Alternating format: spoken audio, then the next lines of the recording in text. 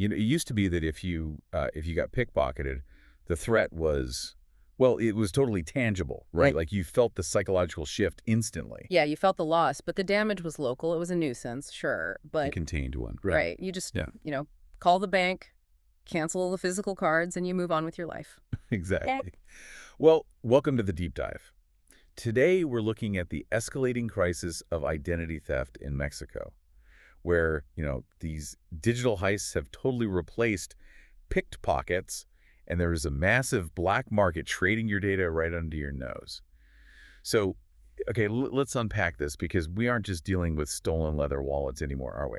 No, not at all. We're talking about totally invisible systemic data breaches. And I think what's fascinating here is, well, how the massive transition to digital banking fundamentally changed the whole attack vector. Right, the landscape is different. Yeah, exactly. Hackers aren't, bothering with rudimentary forgeries at a physical branch anymore. I mean, why would they? They're utilizing massive database leaks. From both public and private institutions, Yeah. right? Just to harvest information at scale. Exactly. They just harvest it all at scale. So it's basically like we've built this massive interconnected digital city, but we totally forgot to put locks on any of the doors.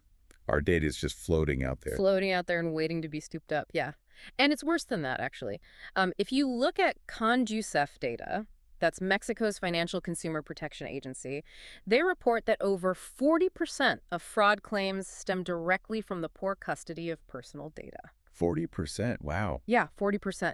And the timeline of this damage is just devastating. I mean, without automated alerts, it takes a victim an average of 6 months just to realize a fraudulent loan even exists in their name. Wait, hold on. 6 months. 6 months, yeah. But if someone steals my identity, shouldn't the bank's own, internal alarms trip the exact moment the thief applies for the loan?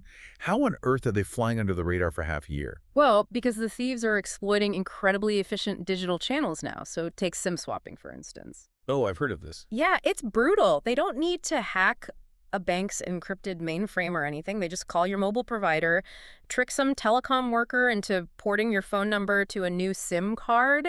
And suddenly they have your number. Right, and they can intercept all your SMS verification codes. From there, they just drain your accounts, take out pre-approved loans, all right through your own banking app. That is terrifying. It gets worse. Or they take your real CURP, your unique population registry, code slap their own photo on a fake ID, and secure and express digital credit in minutes. Okay, but here's where it gets really interesting, though. Because if financial institutions know these specific loopholes exist, right? Why are they keeping the door wide open?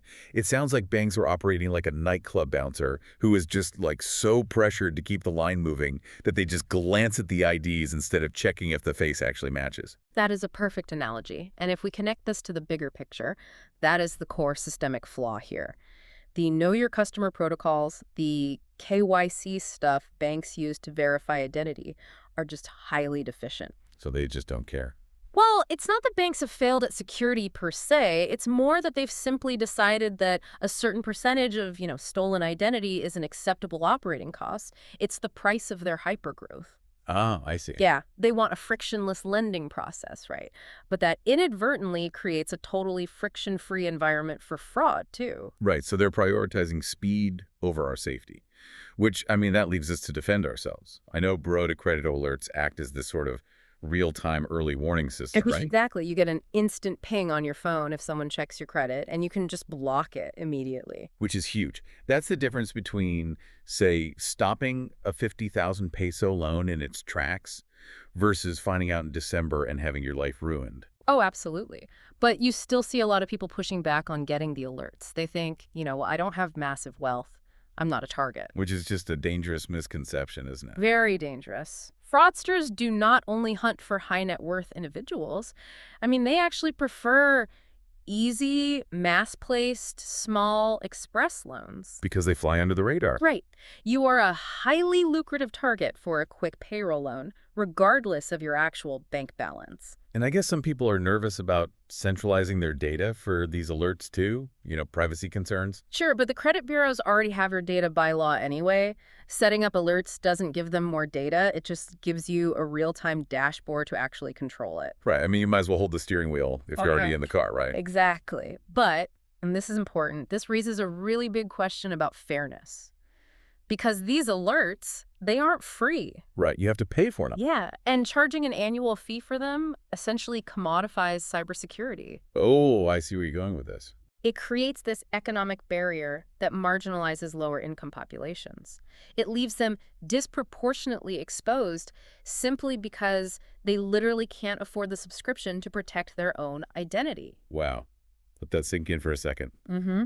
Basically, security is a luxury good now. If you can't afford the subscription, you're the designated sitting duck. A designated sitting duck for a 6 to 18-month legal and financial nightmare. Just to clear your credit history. Anticipating fraud through constant vigilance is really your only option to maintain control right now. Wow. So what does this all mean? Well, it means proactive defense is now a mandatory responsibility if you want to protect your assets. Because relying on institutions to catch the fraud for you is clearly a losing game. It really is. You have to take it into your own hands. Exactly, which leaves you with this thought to mull over. If institutions consistently prioritize fast credit over security, are we entering an era where citizens will be forced to pay endless subscription fees just for the right to prove they are who they say they are?